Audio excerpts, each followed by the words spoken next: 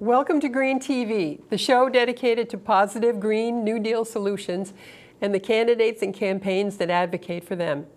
I'm Janet Murphy, and today we have with us Ms. Ivy Main of the Sierra Club. Welcome, Ivy. Thank you.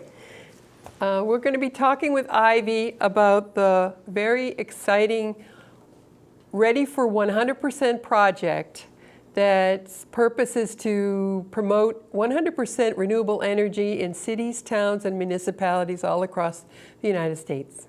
Green TV is about Green New Deal, eco-jobs for the economy, new jobs and positive solutions. Eco-capitalism means prices must tell the environmental truth. Green TV is about the green industrial revolution, solar jobs, wind jobs, geothermal jobs, rail jobs, weatherization jobs, conservation jobs, insulation and efficiency jobs.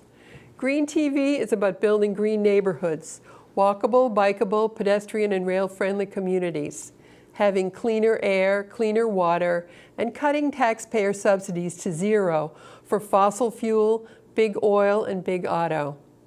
Green TV is about renewable energy, free energy, clean energy. Renewable energy can power rail. Rail built anywhere in America benefits all of America. Rail can move people, the economy, and the nation forward. We want to talk with Ivy Main of Sierra Club, but first this. The 20th century was powered by polluting fossil fuels, big coal, oil, and gas that came at a huge environmental and health cost. But we knew there was a better way. Clean energy creates good jobs and grows our economy, protects our air and water, and gives our climate a fighting chance. The good news is we're reaching that tipping point where solar and wind are cheaper than dirty fuels. It's happening all across the country. When one family starts saving money with solar panels, neighbors notice and it multiplies from there. Solar panel costs have dropped over 80% in 5 years. In 2013 alone, the solar industry grew 20% and created 24,000 good new jobs. We're tipping the balance with every coal plant that gets retired and is replaced with newer, cleaner technology. Texas is just one example of where solar power is cheaper than gas and coal. Another is Colorado's largest utility adding more solar because it's cheaper. And U.S. wind capacity has tripled in the last 6 years. That means wind turbine manufacturing is busier than ever and creating good American jobs. Already, Iowa and South Dakota get a quarter of their electricity from wind. So clean energy isn't just the right thing to do. With savings to producers and consumers, it's increasingly the cost-effective thing to do. Even Wall Street can read the signs, with solar stocks doubling in the past year. And the majority of voters agree we should invest in clean energy. With every clean energy victory, with every fossil fuel we leave in the ground, we are closer to having 100% clean energy, closer to cleaner air and water, and a chance to slow climate disruption. When we free ourselves of dirty fossil fuels, we are never going back. Let's go 100% clean energy now. Today here on Green TV, we welcome Ivy Main of the Sierra Club. Ivy is a lawyer and writer of the popular Virginia energy blog PowerForThePeopleVA.com. Since 2008, she's been the Renewable Energy Chair of the Virginia chapter of the Sierra Club and was formerly the chapter chair. She now also serves as Conservation Chair, the club's top policy position in the state.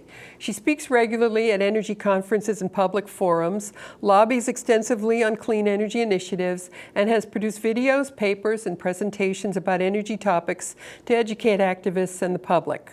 Since 2012, Ivy has also brought her knowledge of renewable energy policy to the national level as one of 4 volunteers on the Sierra Club's Beyond Coal campaign leadership team.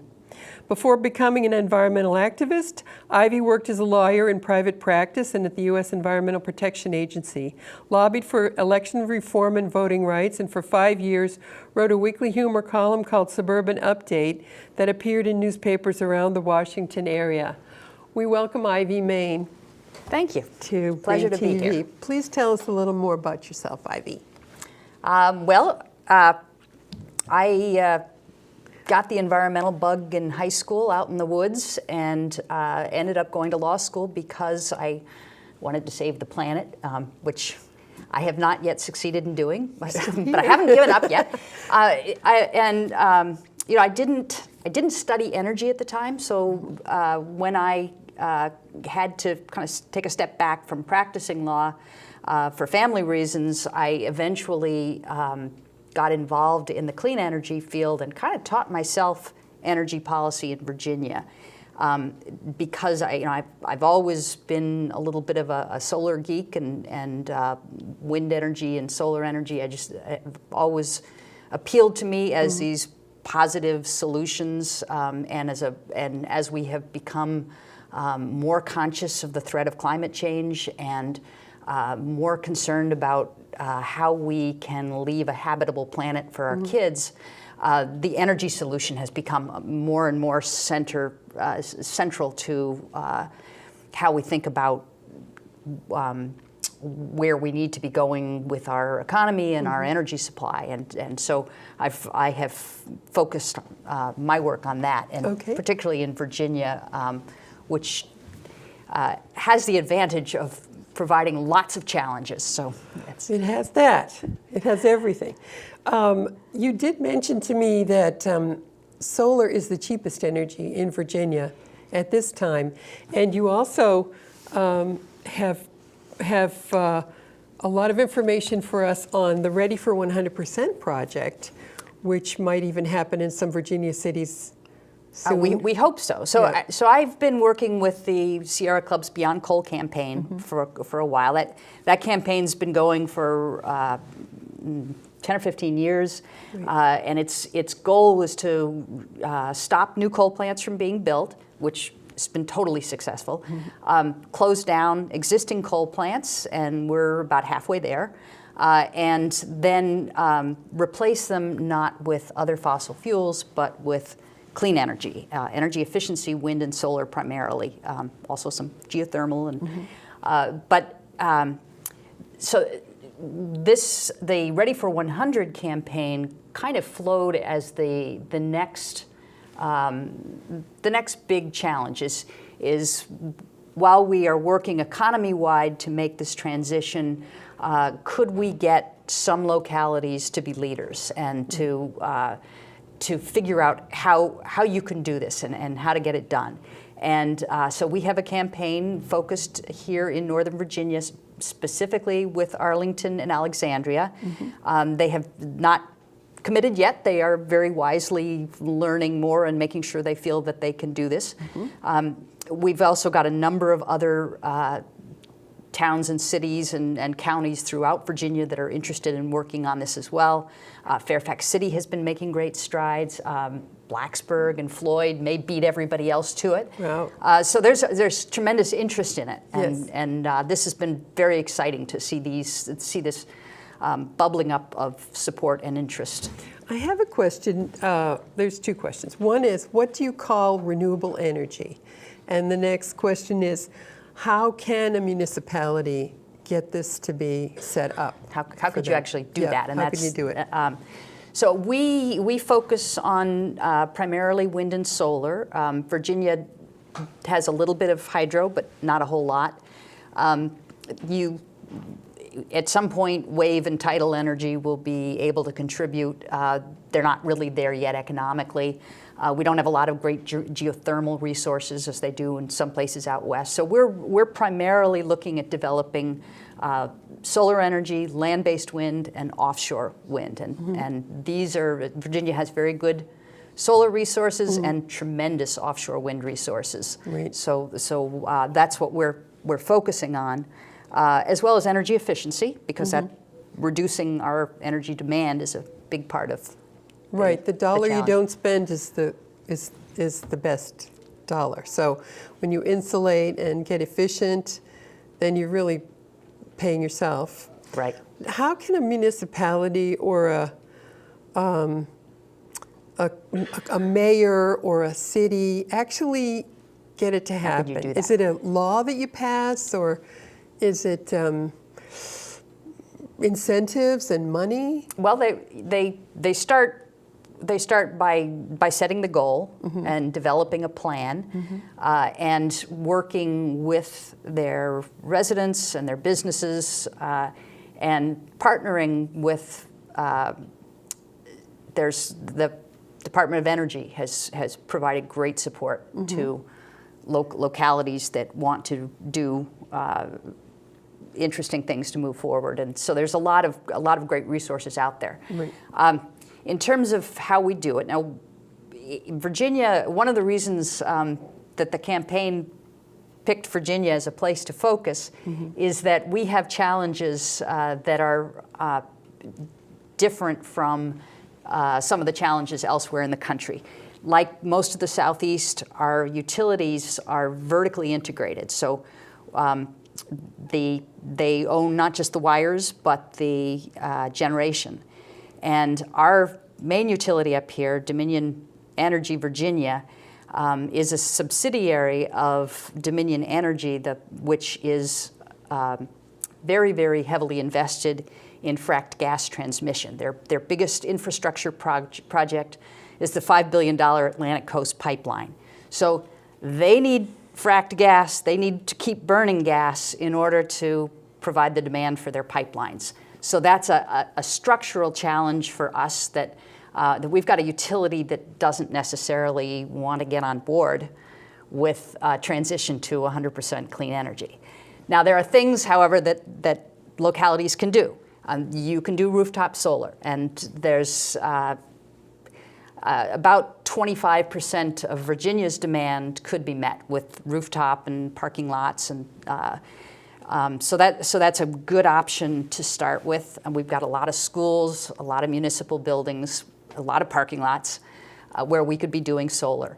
And then businesses, the large corporations, and the localities themselves can do off-site solar arrays. And right now, the Northern Virginia Regional Commission is working with a technical advisor to bring together demand from the various localities in Northern Virginia to go out and build a big solar farm, just the way Amazon and Facebook and Microsoft have been doing.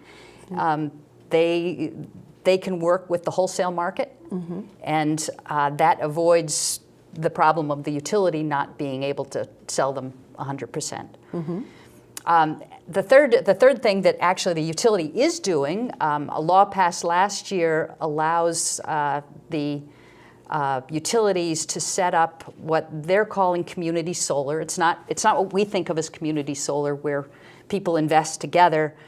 This is more like a solar tariff. The utility will build solar and then make that an optional product for residents. So starting, I hope, sometime this year, we will finally have a solar option where we can go to the utility and say, I want to buy solar energy. And if a community can combine these things and have its residents buying solar energy, putting rooftop solar where it is, going out and doing these large off-site purchases, you're getting a big part of the way there without too much difficulty there. Now, we're also hoping that over time, because solar is now the cheapest form of energy in Virginia, that the utility will continue to build solar. We're pushing them very hard to build the offshore wind farms that would help us tremendously. So we think that the grid as a whole will start becoming cleaner and cleaner, and there's a lot of support in the legislature and throughout our leadership to do this. So, how can a vertically integrated utility company, such as you mentioned they have in Atlanta, how can they persuade themselves that this is a good thing when it almost looks like they might lose customers who might have solar on their roof and not need them anymore? So that's a problem, when you've got a utility whose profit model depends on selling more electricity, they don't particularly want to support energy efficiency. They don't want to support customer rooftop solar because that takes away their profits. I think, long term, I think we will have to change our utility model. I think you've got to get to the utility to the point where they're incentivized to do the right thing, not incentivized to do the wrong thing. Could they be incentivized to build solar panels? Well, right now they are. They're in the They're building fracking them. business. They're doing it already. Are they? Yes, they are. So it's still small, but their integrated resource plan has changed radically from a year ago, where they were planning on building a lot more natural gas plants, to now where where the new generation is at least half solar. They lay out various scenarios, but those scenarios are now much more solar because it's cheap, Right. and they can make money building it. They can make money, and we're seeing in this Ready for 100% case study, there's progress being made all across the country.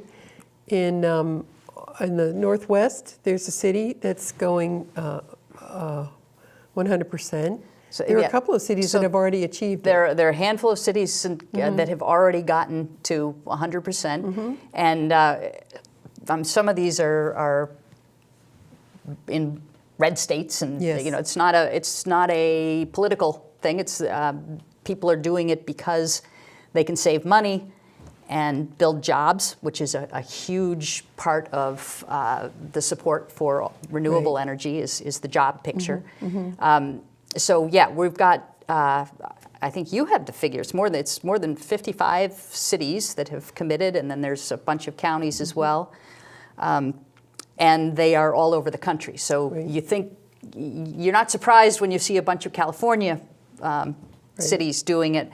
The surprise is when you've got Atlanta, Georgia doing it, Columbia, South Carolina, number of Florida cities. So it is all over the country now. Right, it's great.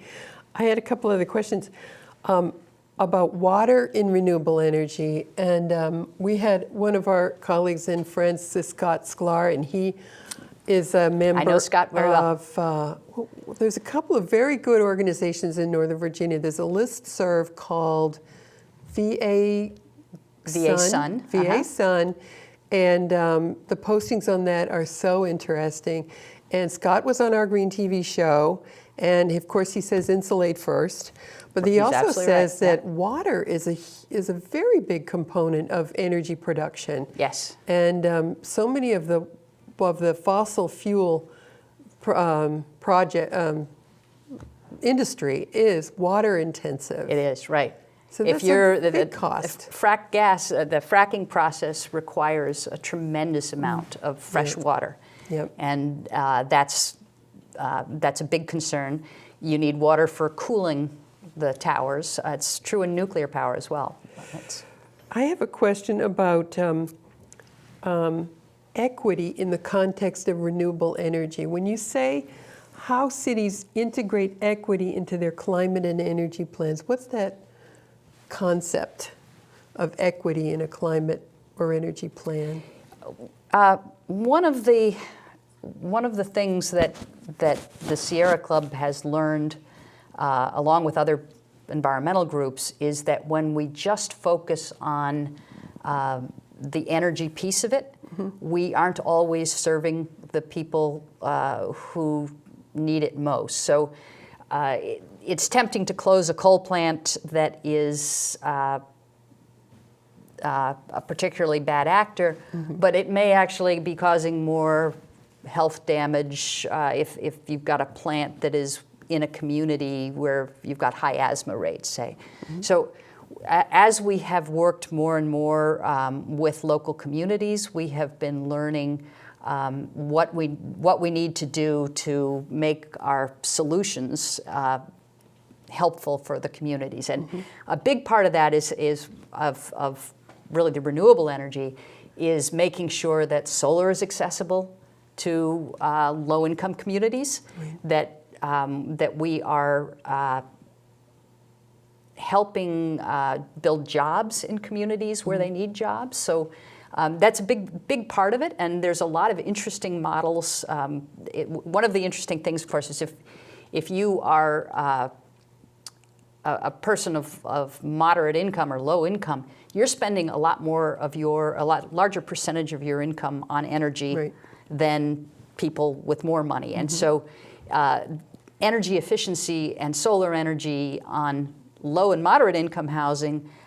gets you really a bigger bang for your buck in terms of effect on people's lives. Right. But the people who have put solar rooftop energy were either, as you say, solar nerds, or they had a lot of money, because in the early days it was expensive. It was. But there were a lot of, there was a federal tax credit, and there were other incentives which really did help people too. But I think now people are looking at their neighbors saying they're making money with their solar rooftop. Well, we don't really have state level incentives in Virginia, so No. it's not quite as economically attractive as it is in some states, but it's still people are telling me that they're now getting they're paying off, their solar panels pay off in like 9 years. So for something that's going to last you 40 years, that's pretty good. There are some of the companies that are building low-income housing have been putting solar panels on there because they can control energy costs and keep rents down for those. And I think that's a tremendous approach to. It can be. And what do you think goes into a city leader or a mayor asserting a goal of 100%? What do you think goes into that for them? So some of the cities, we've seen there's this mayors for clean energy, and there's a lot more of them, and sometimes that's just a statement of where we want to go. But some of them do it really thoughtfully, and there's this case study report that you've got here, and I was very impressed with Atlanta, Georgia, because they made the commitment, but they also made a plan. And they involved their business community and their residential community, and worked together on that, and brought in the resources so that they could figure out credibly how to do it. So it's one thing to sort of make it as a visionary statement, and it's another to really do the hard work and say, this is what we're going to do to go out and make it happen. And it's a whole lot easier to say, yeah, we're going to fight climate change. It's a lot harder to say, okay, so we need to change our ordinances and make it easier, and we need to push our facilities people and tell them, darn it, we're putting solar on the rooftops. Because there's a lot of bureaucratic inertia in any large community, and you have to overcome that. There is. There was an organization called the Virginia Renewable Energy Alliance, and then there's another regional one, RGGI. Okay, that's the Regional Greenhouse Gas Initiative, which is the northeastern states joined together with they trade carbon allowances, essentially. So you're using the free market to ratchet down carbon emissions. And so carbon polluters have to buy allowances, and the allowances there, you get fewer every year, so that you're kind of ratcheting it down, and they bid in an auction, and that provides money for the states that they can put into energy efficiency and renewable energy. And there is a bill in the Virginia legislature to have us join RGGI. Right now, the state is working on regulations that would have us trade with RGGI without necessarily joining it. Joining it, you need legislation. Joining it makes sense because then you can get the carbon allowances auctioned and use that money. But just trading means that we do have the benefits then of market forces pushing down carbon. So both are good. Ivy, did you ever have a mentor in your career to show you the way or pay attention to your ideas? You know, I always had good bosses. I don't think I ever encountered anybody who wanted to stand in my way. So I've been very, very fortunate. There's no one who's ever been I've had sort of a non-traditional career path. So I haven't had a traditional mentor, but the people I work with in the Sierra Club in Virginia are just an amazingly supportive group. And it's I learned so much from them, and they are all just fantastic people to work with. The man who was our director when I started volunteering, Glenn Bessa, was one of the most energetic leaders I've ever known, and because he himself had started as a volunteer, he knew that volunteers come in with lots of enthusiasm and sometimes not that much competence, and you just work with them and you find their strengths, give them the reins, and that's certainly what he did with me, and that's what I try to do with other volunteers who work with us. So. Great. Well, the Sierra Club's lucky to have you and Glenn Bessa over the years, and we're lucky to have a chance to say thank you very much for being with us today from Green TV. I'm Janet Murphy, and this is Ivy Main from Sierra Club. Oh, it was a great pleasure. Thank you, Janet. All right, you're welcome. And now this short message. Your wallet, your bank account, you keep a close eye on them. You pay for your groceries, you pay for your car, you pay for your stuff, you pay for your roads, your schools, the things we all share. You know what else you're paying for? Carbon pollution. Oh yes, you're paying for carbon. Science tells us carbon pollution is the leading cause of climate disruption. The burning of dirty energy is raising our planet's temperatures, which makes extreme and erratic weather more likely. The result? You've been living in it. 2012 was the hottest year in the United States since weather scientists started keeping records. And half of all U.S. counties were declared disaster zones due to last summer's crippling drought. And because of the droughts, wildfires scorched 1.5 times more land than usual. On the East Coast, crazy storms have led to record-breaking flooding. We've always had extreme weather, but now, thanks to carbon pollution, we have weather on steroids. And we're paying for it. Congress has agreed on more than $50 billion in relief for the victims of Superstorm Sandy. The costliest global disasters of 2012 were Hurricane Sandy, cost $65 billion. And the year-long Midwest Plains drought that cost us $35 billion. No way. Drought relief, disaster relief, battling wildfires, building seawalls. All these expenses add up. And that's the price of carbon. But big oil isn't paying. And big coal isn't paying. They are using the atmosphere as an open sewer while you are paying the tab. Through taxes, medical bills, higher food prices, insurance rates, and more. But no wallet in the world is big enough. It's time to take action. It's time to tell the world. We are paying the price of carbon. It's time to put a price on carbon and make the polluters stop the carbon destruction. Tell your friends, tell our leaders, it's time to have the carbon conversation. Renewable energy is free energy, clean energy. Rail is safer and can run on renewable energy. We need more trains and less traffic. Rail built anywhere in America benefits all of America. That's it for today's Green TV. I'm Janet Murphy. Please join us again next time for Green TV.